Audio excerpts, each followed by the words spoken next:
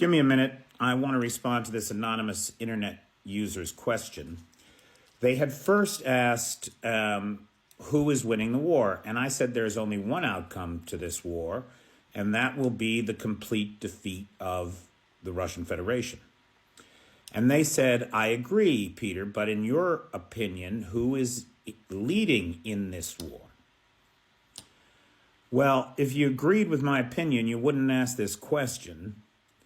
Because the answer is so obvious to those of us that are paying attention, but I'll bite. I'll go through it again, because I've been through this before. Everybody that's paying attention has been through this before. Look, what were Putin's stated goals in entering into this conflict?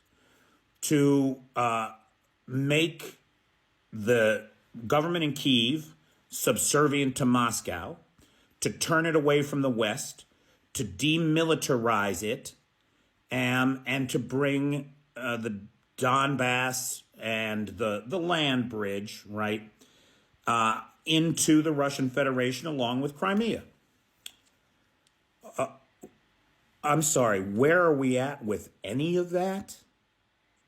And keep Ukraine out of NATO and the EU. Okay. So Ukraine is now on a path to enter the EU and NATO. Ukraine is firmly facing west in terms of its alliances and doesn't want to have a thing to do with the rapacious, murderous regime in the Kremlin.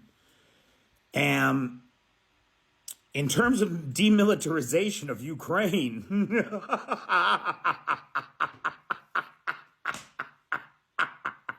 Ukraine is going to be, when this thing is over, Ukraine is going to be one of the best armed countries in Europe.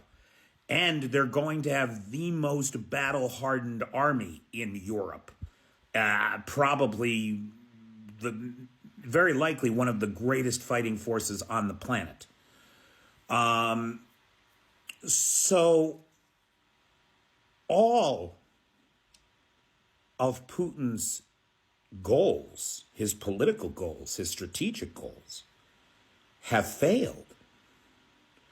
Now, in terms of Ukraine, what do they want?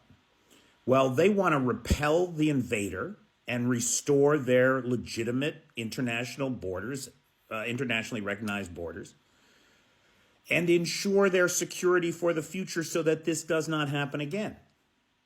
How are they doing? Well, you see all of this green, right? All this green, all that green. That green represents 54% of the territory that Russia had taken that they have been expelled from. Everybody uses the terrible word stalemate for this war. That is nonsense of the first order. Now, it's true, the front line hasn't moved much. It's kind of a deadlock situation there for the last year or so. But in the last year, you see that down there, the Black Sea?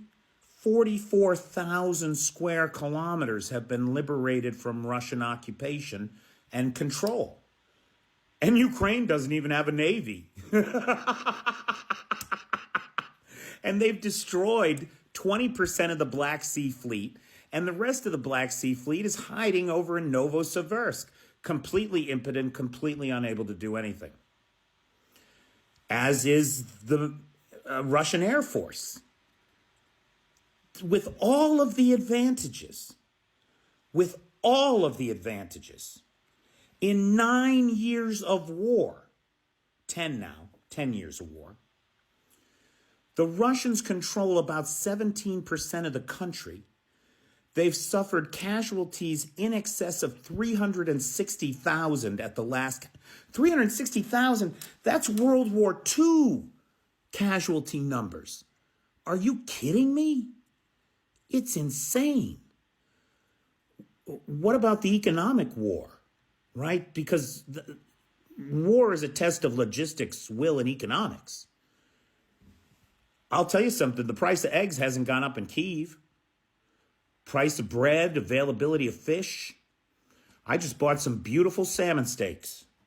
Thanks to my Patreon supporters. Thank you, guys. I bought some beautiful salmon steaks. I bought some beautiful pork chops. I bought 4 pork chops, over a kilo for 315 hryvnia. That's about $10. That's about $2.50 a pork chop, and these were thick cut pork chops. And we don't have the shortages or the inflation that the Russians are dealing with. No, and as far as bread goes, I mean, you can walk into any local store here, and there's a dozen different breads that are of better quality than anything you can get in your local supermarket in the United States. I mean, these folks really know how to make a good bread. And there's plenty of it around, boy. Anyway, the hryvnia, the exchange rate since I have been here to the US dollar hasn't hardly fluctuated 1%, while the ruble is in the toilet. And the Yale School of Management just declared the ruble a dead currency. A dead currency. Nobody wants it. It can't be used for international trade anymore. Nobody wants it. Oil sales to India are collapsing as Iraq undercuts Russian oil prices to India, and the banks in the UAE don't want to deal with Russia. There's no question of who is losing in this conflict. Russian surrenders are up, as are prices and inflation and interest rates of everything in Russia. There are over 1 million Russians without heat because the kleptocrats at the top have stolen everything that should go into the maintenance and rebuilding of pipes that are 70 to 50 years old. There were 3 guys just arrested in Podilsk, in the Tver region, because they laundered $1 million US of heating payments to line their own pockets. This is the kind of thing, what we're watching. And of course, the Wildberries warehouse is still burning, right? That's been burning now for 36 hours. It's a 70,000 square meter fire, $120 million in product up in smoke. 1,000 workers were in danger. They were on site at the time. And we don't know why it's burning, but we can guess. There is a labor shortage, 4.3 million people that the economy doesn't have. People are overextended. The safety people aren't there. The inspectors aren't there. The people who kept things running aren't there. Why?